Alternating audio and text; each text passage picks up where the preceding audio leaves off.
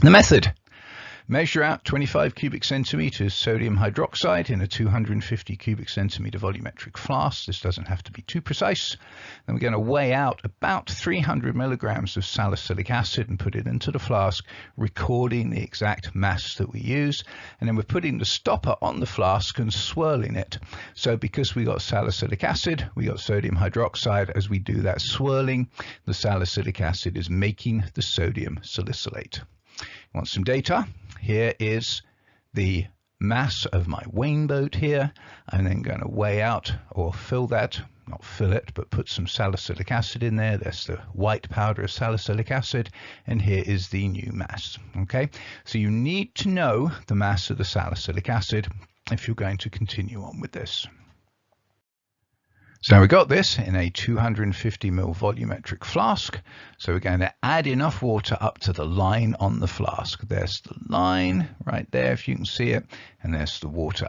So we've now made a solution that came from essentially 300 milligrams of salicylic acid converted to sodium salicylate, right, in 250 cubic centimeters, or of course we usually talk about concentration in terms of in cubic decimeters or liters, so 250 cubic centimeters in a liter. So we got about 300 milligrams salicylic acid converted, or 1200 milligrams of the salicylic acid converted to the sodium salicylate. Now at this point it's worthwhile, first of all, you doing some calculations to keep track of things, and also because sometimes these calculations can run together, I'm going to give you some examples of them. So the first thing you need to know is you weighed out the salicylic acid. How many moles of that did you get? Well, I'm going to pretend that I weighed out exactly 0.300 grams. The amount I actually weighed out, of course, you can get from those the pictures of the balances on the previous slide. So the moles is going to be the 0.300 grams divided by the molar mass of salicylic acid, because that's what I weighed out, 138.1 grams per mole. So I got 2.17 times 10 to the minus 3 moles of salicylic acid. And then I dissolved that up and reacted up with sodium hydroxide. And 1 salicylic acid makes 1 sodium salicylate. So therefore, I've got 2.17 times 10 to the minus 3 moles of sodium salicylate in here. Okay, and so what's the concentration of that sodium salicylate in moles per cubic decimeter? Well, it's equal to the 2.17 times 10 to the minus 3 moles of sodium salicylate that I've just determined was in there, divided by, well, it's 250 cubic centimeters, so 0.250 cubic decimeters. So the concentration of my solution, my stock solution as we call it, of sodium salicylate is 8.69 times 10 to the minus 3 moles per cubic decimeter. And we'll bring this number back in later on. Okay, so I'm starting with that concentration of my sodium salicylate. So now what I'm going to do is I'm going to dilute that sodium salicylate and add the Fe3 plus solution, otherwise known as Trinder reagent. It's Fe3 plus compound mixed with concentrated HCl, and I'm going to measure the absorbance of each of these solutions. Okay.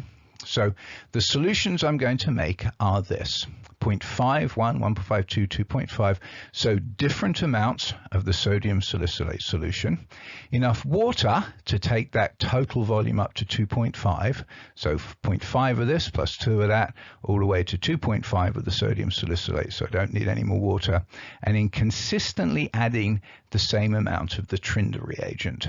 Okay, now what I'm going to do throughout is I'm just going to say, well, I'm adding that Trinder reagent just to make it colored, but the important concentration throughout is going to be the concentration of the sodium salicylate. Okay, so that's what I'm going to imagine I'm going to be measuring, and you can see that as I go from here to here to here to here to here, the amount of the sodium salicylate goes up by 2, then by 3, then by 4, then by 5. So I've got increasing concentrations of the sodium salicylate.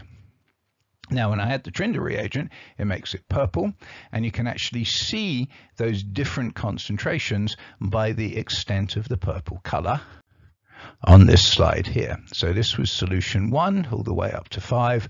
You can sometimes see things a little bit better from top or the side. You can certainly see, I hope, that as I go 1, 2, 3, 4, 5, my solutions are becoming more intensely purple because I have more sodium salicylate that's reacting with the iron in each of those. Continuing on, pipette or pour some of the solution in a cuvette, put the cuvette in the spectrophotometer holder. There's the cuvette with one of those pretty little purple solutions in it. And then I get a spectrum that's just like this one. It's actually very similar to the one I showed as my example earlier on. A little bit of absorbance going on here in the purple, but the predominant absorption, the big peak, this is the one I'm going to use, is in the green spectrum, coming up with a peak at around here, which is about 535, between 530, 540 nanometers. Now I do that and I record the maximum absorbance from these numbers over here. Okay, so blowing them up nice and large. Here's my peak spectrum. We said it was about between 530 and 540.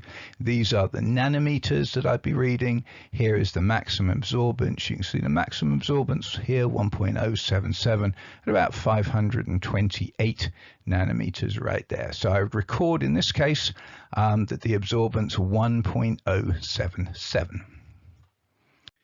So anyway, I've got 5 solutions, so I'm going to take the spectra of all 5 solutions and I put them all on the same screen, and this is what it looks like. Obviously, this is the least concentrated because it absorbs the least.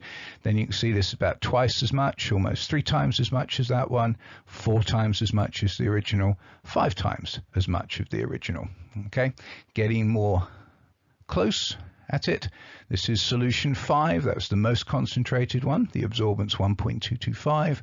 There's 4.995. Solution 3, 0.657. Solution 2, 0.495. And solution 1, 0.246. So there's my absorbances for those 5 solutions that I made up. Now that's it for the actual methodology. Now we need to do calculations.